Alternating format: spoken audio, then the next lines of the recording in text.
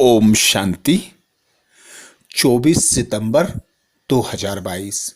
बाबा ने महावाक्य में हम बच्चों को जो शिक्षाएं दी उनका मनन करेंगे। बाबा बोले, मीठे बच्चे, पहला निश्चय करो कि मैं आत्मा हूं। प्रवृत्ति में रहते अपने को शिव बाबा का बच्चा और पोत्रा समझकर चलो, यही मेहनत है। मीठे बच्चे, पहला निश्चय करो कि मैं आत्मा हूं। प्रवृत्ति में रहते अपने को शिव बाबा का बच्चा और पोत्रा समझकर चलो, यही मेहनत है। बाबा हम बच्चों को सदा पहला पाठ पक्का कराते। बाबा कहते, यही आधार है, इसके आधार पर ही तुम बाप को पहचानते हो, स्वयं को जानते हो, सृष्टि के आदि मध्य अंत को जानते हो और पतित से पावन बनने का पुरुषार्थ करते हो।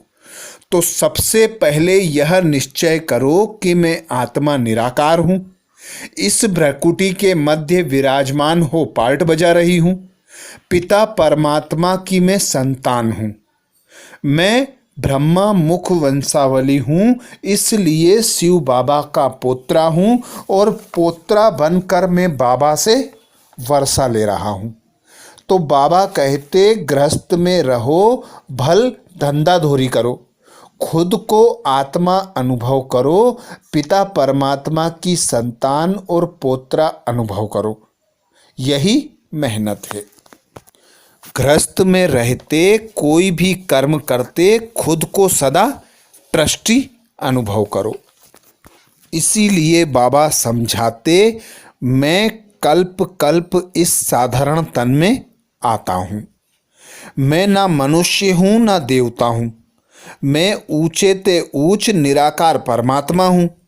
मैं तुम्हें पढ़ाने के लिए इस तन का आधार लेता हूँ। तुम जानते हो कि अभी हम बरोबर ब्राह्मण बने हैं, फिर सो देवता बनेंगे। वृद्धि तो होती जाती है। हाँ, कोई बीके बनना बाबा कहते मासी का घर नहीं। समझाया जाता है, गृहस्थ व्यवहार में रहते अपने को शिव बाबा का बच्चा समझो। तुम शिव बाबा के पोत्रे भी हो तो बच्चे भी हो। अज्ञान काल में ऐसे नहीं कहेंगे कि मैं दादे का पोत्रा भी हूँ, बच्चा भी हूँ। तुम बच्चे दादे के हो शिववंशी, फिर ब्रह्मा द्वारा एडॉप्ट होकर बी के बनते हो तो हो गए पोत्रे। वह निराकार हो गया, वह साकार हो गया। बाबा कहते, निराकार बाप के तुम बच्चे हो, फिर कहते हैं ब्रह्मा द्वारा मैं तुमको एडॉप्ट कर अपना बच्चा बनाता हूँ। तो ब्रह्मा के बच्चे होने के कारण तुम मेरे पोत्रे हो। तुमको वर्षा शिव बाबा से मिलना है। तो एक बाबा को याद करना है, यह निश्चय करो कि मैं निराकार आत्मा, निराकार शिव पिता परमात्मा की संतान और ब्रह्मा की मुख वंशावली संतान ब्राह्मण शिव बाबा की पोत्री हूँ। बाबा कहते, इसी में मेहनत है। प्रश्न किया बाबा ने, तुम सब पुरुषार्थी बच्चे किस एक गुह्य राज को अच्छी रीति जानते हो? तुम सब पुरुषार्थी बच्चे किस एक गुह्य राज को अच्छी रीति जानते हो? उत्तर में बाबा समझाते, हम जानते हैं कि अभी तक 16 कला संपूर्ण कोई बना नहीं है। सब पुरुषार्थ कर रहे हैं, मैं संपूर्ण बन गया हूँ।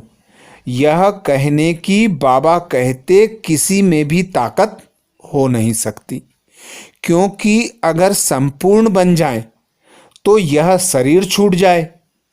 शरीर छूटे तो सूक्ष्म वतन में बैठना पड़े। मूल बात है, मूल वतन में कोई जा नहीं सकता, क्योंकि जब तक ब्राइड ग्रूम ना जाए तब तक ब्राइड्स कैसे जा सकेंगी। यह भी गुह्य राज है। बाबा आते हैं हम बच्चों को अपने साथ अपने घर ले जाने। तो बाबा कहते जैसे तुम आए थे वैसे बनकर ही मेरे साथ जा सकोगे। तो बाबा कहते अभी तुम सब बच्चे पुरुषार्थी हो, जब तक संपूर्ण नहीं बन जाते जब तक कोई जा नहीं सकते, और अकेले भी कोई जा नहीं सकते, क्योंकि मैं आया हूं, मैं तुम बच्चों को अपने साथ लेकर जाता हूं। और जाने के लिए तुम्हें पूरा पूरा कर्मातीत होना पड़े। कोई कहे कि मैं कर्मातीत अवस्था को प्राप्त कर रहा हूं, तो बाबा कहते विनाश के पहले कोई भी संपूर्ण बन नहीं सकता। संपूर्ण बन जाए तो यहाँ रह नहीं सकता, उसे फिर सूक्ष्म वतन में रहना पड़े। तो कोई भी अभी 16 कला संपूर्ण नहीं बना है। बाबा कहते अभी सब पुरुषार्थी हैं, पुरुषार्थ कर रहे हैं। बाबा कहते वह अवस्था अंत में बनेगी। भल कोई रात दिन उठकर बैठ जाए परंतु बन नहीं सकेगा। इस समय कोई कर्मातीत बन जाए तो शरीर छोड़ना पड़े। बाबा कहते यह बातें जानने के लिए बुद्धि बड़ी दूरांदेशी चाहिए। गीत सुनाया बाबा ने, मुखड़ा देख ले प्राणी दिल दर्पण में। कहाँ तक मैं संपूर्ण बना हूँ, कहाँ तक मुझ में कमी कमजोरियाँ हैं। आगे बाबा समझाते मूल बात है कि खुद को आत्मा समझना, आत्मा कैसी है यह जानना। वह फिर कह देते हैं आत्मा निर्लेप है, तो उल्टा हो गया ना। वास्तव में आत्मा ही शरीर द्वारा खाती है, वासना लेती है, दुख सुख आत्मा ही फील करती है ना। महात्मा पाप आत्मा कहा जाता है। फिर आत्मा सो परमात्मा कह दिया तो रॉन्ग हो गया ना। सेंटर्स पर आने वाले कई बच्चों को भी बाबा कहते यह पता नहीं कि आत्मा क्या चीज है।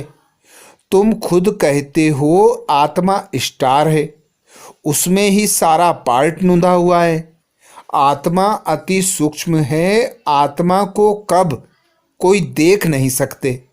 हाँ, बाबा जब दिव्य दृष्टि देते हैं तो साक्षात्कार करा सकते हैं। साक्षात्कार किया फिर गुम हो जाएगा।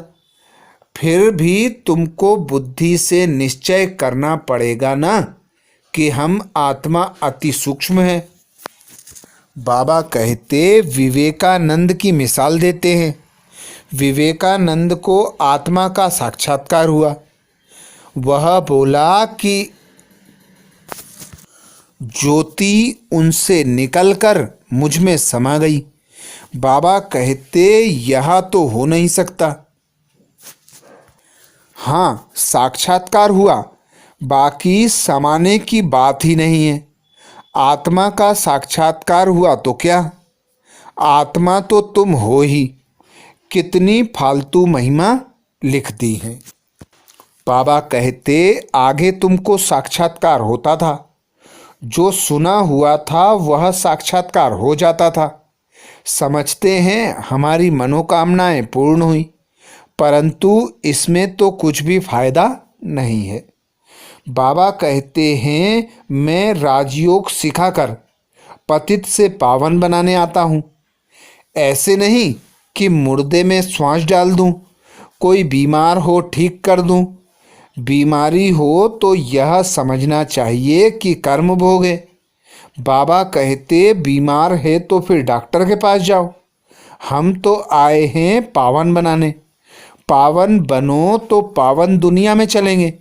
जरूर पतित दुनिया का विनाश होगा, तब तो पावन दुनिया स्थापन होगी। महाभारत लड़ाई के बाद क्या हुआ, कुछ भी रिजल्ट दिखाते नहीं हैं। तुम बच्चों को अभी सृष्टि के आदि मध्य अंत का राज समझाता हूँ। यह नॉलेज बाबा कहते किसी की बुद्धि में नहीं है।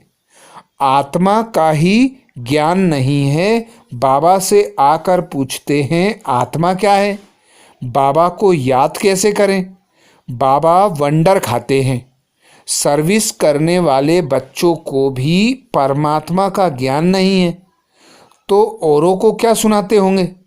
हाँ, मुरली सुनाते रहते हैं। टीचर्स भी नंबरवार होते हैं ना, इसलिए मुख्य जो ब्राह्मणियाँ हैं उनको मुकर्रर किया जाता है कि क्लास में चक्कर लगाएं, एक एक से पूछें आत्मा का रूप क्या है, परमात्मा का रूप क्या है।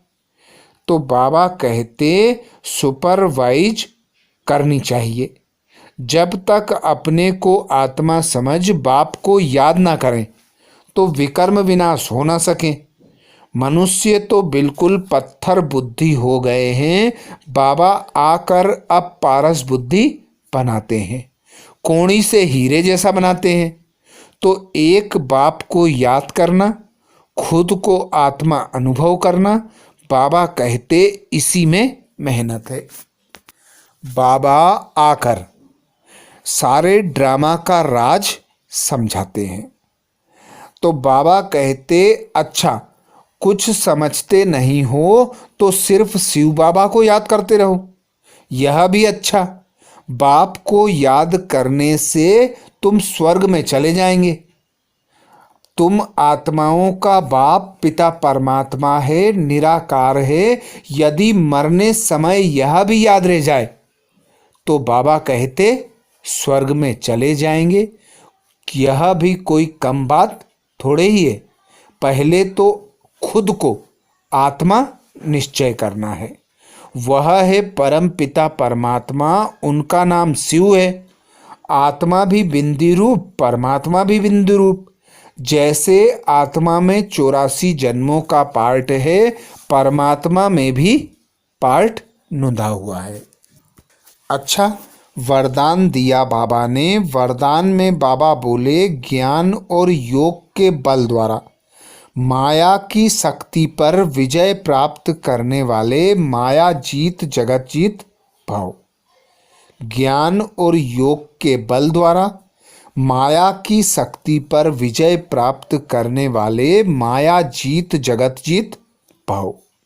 बाबा आकर हमें ज्ञान और योग अर्थात राजयोग सिखाते। तो बाबा कहते जब तुम ज्ञान के शस्त्र धारण करते हो और एक निराकार पिता परमात्मा सर्वशक्तिमान की याद में रहते हो तो माया का कोई भी रूप हो, कैसा भी माया का विकराल रूप हो, तुम उसे पहचान कर उस पर जीत पाते हो। माया जीत बनकर जगत जीत बन जाते हो। तो अभी सृष्टि पर साइंस का बल है, राज्य का बल है, भक्ति का बल है, कई प्रकार के बल हैं, पर सर्वश्रेष्ठ बल है ज्ञान और योग का, जो तुम बच्चों के पास है। तुम ज्ञान और योग के बल के आधार पर ही 5 विकारों पर जीत पाते हो, माया जीत जगत जीत बनते हो। तो बाबा कहते दुनिया में साइंस का भी बल है, राज्य का भी बल है और भक्ति का भी बल है, लेकिन आपके पास है ज्ञान बल और योग बल। यह सबसे श्रेष्ठ बल है। यह योग बल माया पर सदा के लिए विजयी बनाता है। इस बल के आगे माया की शक्ति कुछ भी नहीं।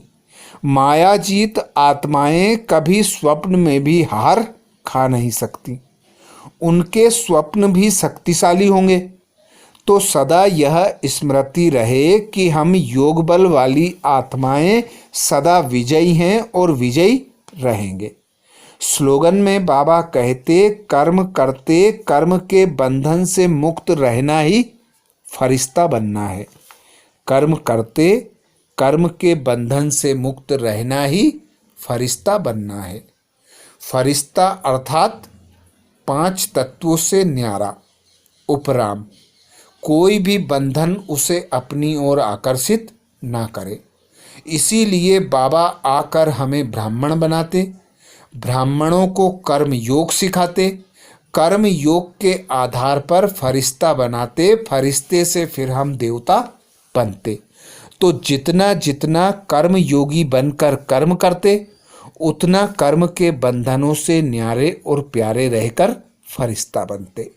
अच्छा, ओम शांति।